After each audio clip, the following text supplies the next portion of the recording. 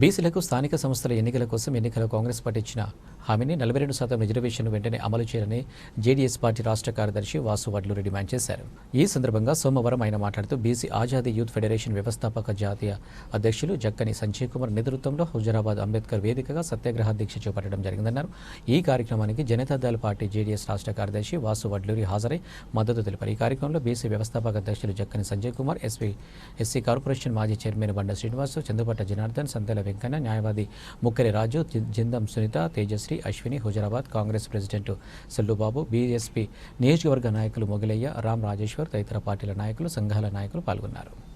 హైదరాబాద్ నియోజకవర్గ కేంద్రంలో BC Azadi youth federation ఆధ్వర్యంలో కాంగ్రెస్ పార్టీ ఎన్నికల సమయంలో కామారెడ్డి డిక్లరేషన్ వేదికగా బీసీలకు ఇచ్చినటువంటి హామీలను అమలు చేయాలనేటువంటి పోరాటంలో భాగంగా అయితే త్వరలో జరగనున్నటువంటి స్థానిక సంస్థల ఎన్నికల్లో sarpanch, MPTC, ward member, ZPTC, councillor ఈ ఎన్నికల్లో బీసీలకు 23% రిజర్వేషన్ మాత్రమే వర్తింపజేస్తా ఉన్నారు.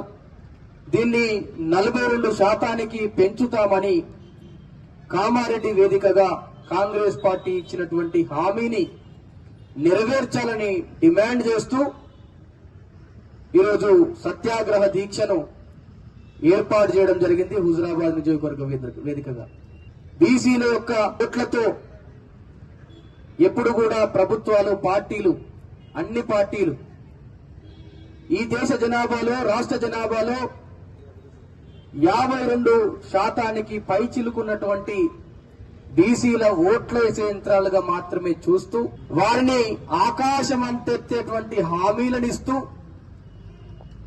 వారు ఓట్లేసిన తర్వాత సీట్లలో కూర్చుంటూ ఓడెక్కేదాకా ఓడమల్లన్న, ఓడెక్కినాక గోడమల్లన్న అన్న విధంగా పార్టీలన్నీ కూడా వ్యవహారం చేస్తా ఉన్నాయి. కామారెడ్డి డిక్లరేషన్ లో ఇచ్చినటువంటి ప్రతి హామీని కూడా అమలు చేయాల్సిందే అనేటువంటి పోరాటంలో భాగంగా గత సంవత్సర కాలంగా మేము పోరాటం చేస్తా ఉన్నాం. కులగణన చేయాలనేటువంటి డిమాండ్ మేరకు, కులగణన చేస్తామన్నటువంటి హామీని అమలు చేయాలనేటువంటి డిమాండ్ మేరకు మేమంతా కూడా బీసీ సంఘాలుగా, బీసీ ప్రజానికంగా అనేక పోరాటాలు నిర్వహించినాం.